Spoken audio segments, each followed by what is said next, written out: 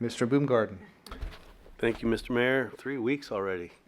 Doesn't seem like it. I attended a city planning commission meeting, and they are there's a project coming. It's the Stabler Rehab Facility.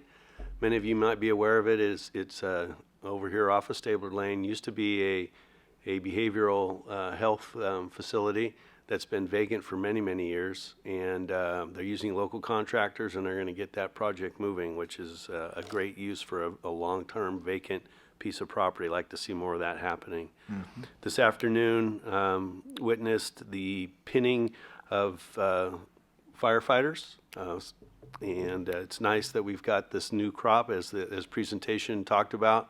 It's a young group of folks out there, but they are energetic, and they had an opportunity to show off their new state fire engine to us today. And, you know, it's obvious that they've got some pride in what they do. I attended the Sutter Buttes Flood Control Agency meeting over the last couple of weeks. There's one assembly bill that I'm going to mention. It's called AB 137. Many of you are probably aware of some of the damage that's occurring, either intentionally or unintentionally, by the homeless that are camping on our levees. Unfortunately, I'm disappointed to have to report that this bill, which would have helped strengthen laws that would have taken care of folks that were digging into levees or tunneling into levees, that bill was moved into the suspense file. And what that means is that it's hanging out there. It might be included in a budget amendment or budget trailer bill, but this would have strengthened up some of the penalties for those who would destroy our levees. I don't think we've had a lot of it up here. They've had more of it down there, but it's only a matter of time. Also at the Sabufka meeting, the National Flood Insurance Program was discussed.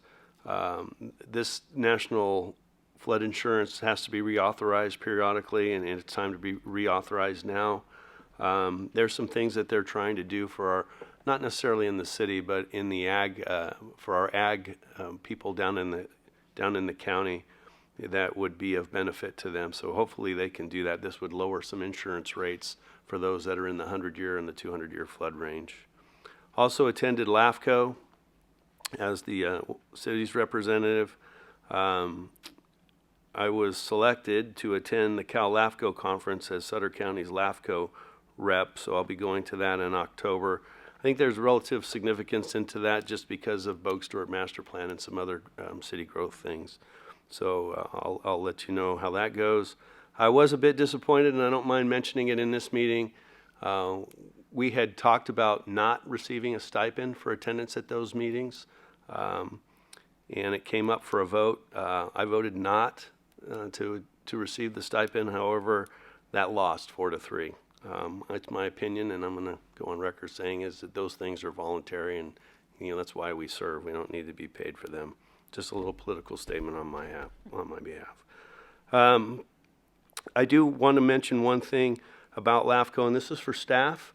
They were concerned on the Bogue Stewart Master Plan, and I can give you some more details, but as it relates to the ag buffers, they were concerned that staff or that LAFCO's comments weren't included in the EIR, and I can give you some more details on that. I would have talked to you about that earlier, but I was out of town. Other than that, thank you, Mr. Mayor. All right. Thank you. Councilmember Espandola. Well, Michael, I am thrilled that you're here, and it was great that when you started the first day and came into the second day, that there was a trend now that you were going to be coming back to work every day. So that's good. I'm glad that you're established that with us. There's been so many activities that we all have shared, and I do not want to take some of those away from my fellow councilmen who are going to probably talk about those. But I'll just kind of highlight a few things that I thought were kind of fun as a council member to be part of. Going to the chamber proclamation, it was nice for all of us to be there, and even our staff attended. And I'll leave that up to Vice Mayor because he's really our ambassador with the chamber and does a lot of work on our behalf. The other, the 9/11 remembrance, the bells at the fire station 1 was my first year that I've gone to this, and they've been doing this for 17 years. So what I would ask, Michael, is that perhaps in the future we could do a better job of advertising that, to inviting the community to be more involved and part of that celebration, because I think that the community would be very. It's a moment that I think a lot of people still honor and share with open hearts and remembrance.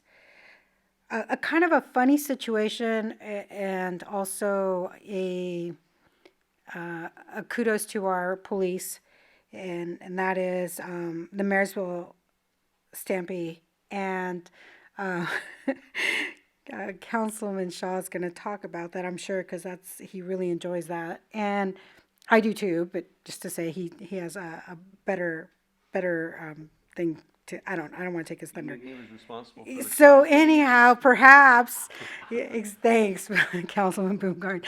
stampede, The Stampede. So we were waiting on the corner of Plumas and Bridge, and our patrol motor guys were they were trying to get everything ready for the Stampede to come down. And everybody was excited, waiting on the outside, and it was wonderful just to be there. And we're like, when they coming? And they're like, well, we don't see them. And then all of a sudden you hear, watch out, I think they've taken a wrong turn. So my friend Happy, that many of you know, she and I started just running to get to the other side to try to get to the Stampede. And then all of a sudden we're chasing the Stampede behind it. And then we realized, I see our city manager there and more patrol. And then I realized that the person who's in the front with the beautiful horse is Councilman Shaw. So he had the front view and I had the end view of that. So it was fun trying to chase the cattle in the wrong direction. I say that with tongue in cheek. Also, on a serious, well, I won't finish. I'll finish that one last. And then the other thing that I thought I would like to invite the community to attend more of these events that are often held by heritage of people with Mexican descent, and the 16th of September is Mexico's independence. But they host these jaripeos, and the jaripeos pretty much the Mexican version of a rodeo. And they do a lot of entertainment in the festival. So if you haven't gone to one, I really think you would enjoy it. There's really beautiful horses and the music and the culture and the food, and it was free. So I went to that on Sunday. But I'll end with and I don't want to talk about the Mayor's Cup, the pickleball, because that was really fun on Friday the 13th. Everything was great. The mayor will have his highlights on that. And lastly is the Yuba City Homeless Consortium held a workshop required on housing first and the Yuba County government.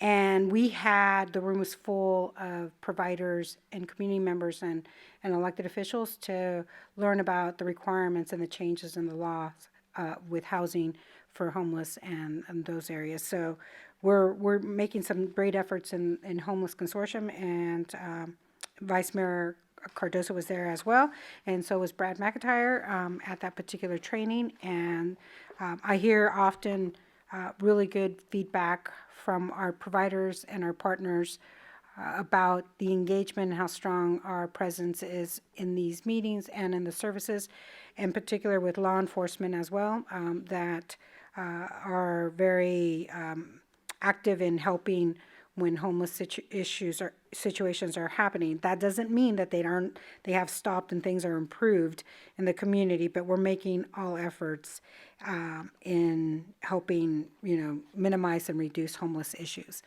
That's all I have to report. Thank you. All right, thank you. Councilmember Shaw. Thank you, Mr. Mayor. I like Cinco de Mayo. I'll go on record saying that. Wrong holiday. The real brief, our RWA met in Sacramento. Nothing of significance on the agenda there. That's Regional Water Authority. My next committee meeting's coming up Thursday, which happens to be Mr. Martin's committee for the transit. That was here earlier this evening. My last week, as my fellow council member said, was neck deep in rodeo, and so I'll end on a couple of patriotic things. Rodeo's great. They called it the Marysville Stampede, but Marysville got a cattle drive. Yuba City got a stampede. Thank you, Chief, for having your officers block the roads. But I will say that our city manager said one cow got out, and it was about 70. 70. Yeah, 70 was what we moved, and they got out of the line of the horses, but in true cowboy fashion, within 2 blocks, they were rounded up and over in a side lot, and then we gathered them and was gone. So it's great. The one thing I like about that is ag is deep in our community, and there's something special about rodeo that ties to the agricultural community as well. And with the significance of 9/11 and just being at all the events at the Stampede, the Givicki Foundation should easily top $500,000 this year total that they've given to Pink October with the funds that's been raised so far, because they were really close. But when the American flag drops in, when the national anthem is sung, you never see anybody taking a knee at a rodeo. They're always standing. Their cover is removed, and they're paying respect to that flag and all the men and women that have fought for our freedom over the years. And I'll close with this. 9/11 is a day that a lot of us will never forget. Real significant for me because of being prior military, but the one that always tugs at my heart, that is my daughter's birthday. I will never forget her being 6 years old, and then year after that, always saying, "Daddy, what happened on my birthdays?" Because she didn't understand it initially at age 6. Let us never forget the lives lost, the 3,000 civilians, the firefighters, the first responders.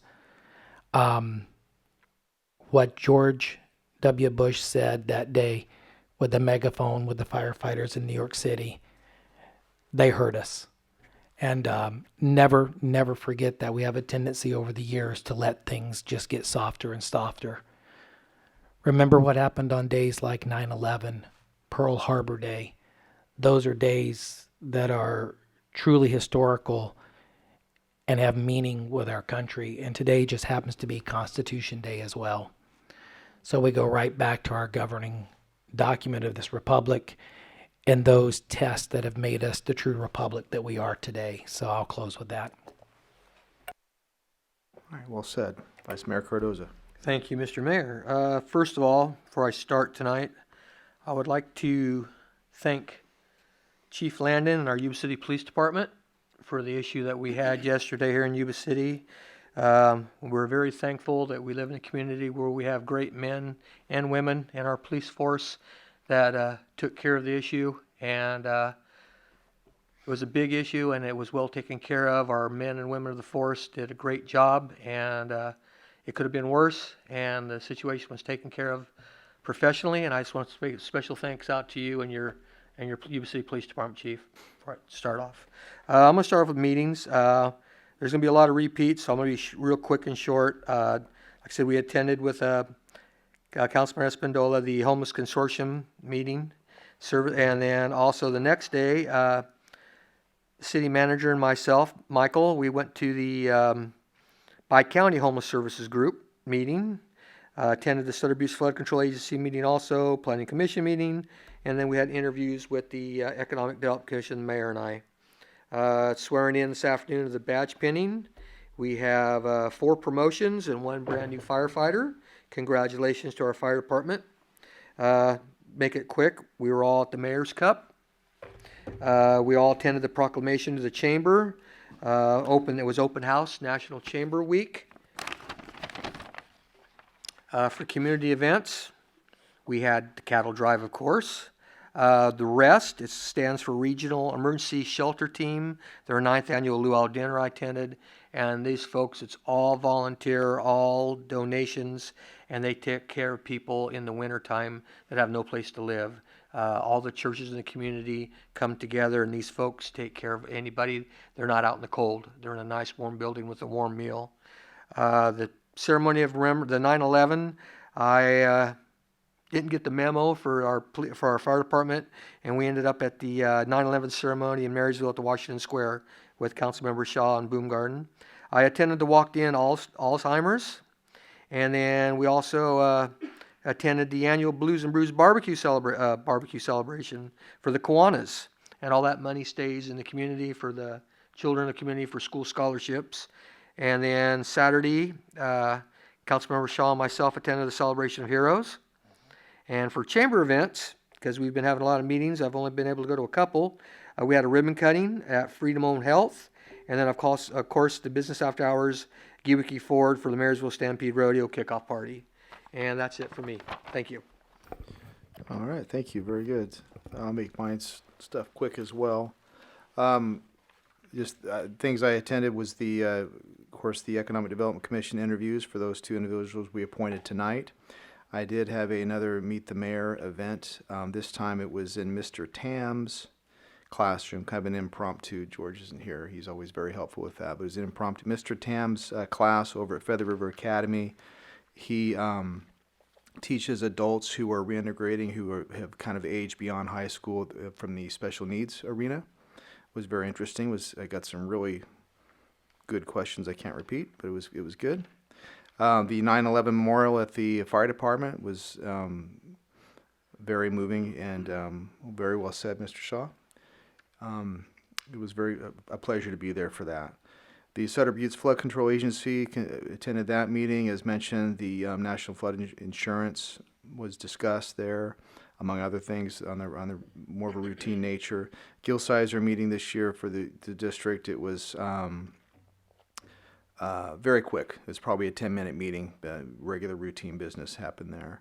We already mentioned the cattle drive. We did happen to be there. My granddaughter got to enjoy a stampede. It was very wonderful, up close, Up close. a few feet. The picture's right behind them, the picture as they flew by. What? You were taking a picture of your granddaughter Oh. as they flew by. That was the fastest cattle drive ever. It was good though. The Freed facility, and forgive me, I don't know the acronym, but this is a facility over here in the B of A building that provides modifications to homes for elderly or folks of lower income to help make their homes safer. Say, for example, railings in the showers and things like that, wheelchairs and prosthetics. It was very informative tour, and I really appreciated that. Of course, Sawbuster is always a fun time. The pickleball tournament, which is known as the Mayor's Cup, our first annual. I want to immediately thank Brad. He put a lot of work and a lot of effort. Oh, I have a thing here. This is the Mayor's Cup trophy. So it's kind of cool because it's going to be, first of all, it was a lot of fun. If no one's ever played it, I highly recommend it. Stretch first, I didn't, was a bad idea. But it was a lot of fun. And I think I had a really good partner sitting over there, Terrell. We actually won a game. It was fun. We did? Oh. We did? No thanks to you. Apparently not. Oh, we did win too. Okay. All right, good. As long as we beat Mayor Samayo, I'm happy. And we did do that. But anyway, so it's cool because the first annual, right? And we raised money for Friends of Yuba City Parks and Recreation. We raised money for Casa de Esperanza, and we raised money for Environmental Alternatives, which is a foster kid or foster agency in Marysville. The winners of the first annual was Brenda Hood and Mike Johnson. A little bit ringers, but okay, they still won. They're members of the thing. But we have this thing on the side, so we're ready for at least 5 more years. We'll put their name on it and put it in the mayor's office in City Hall, and we can go all the way around if we need to.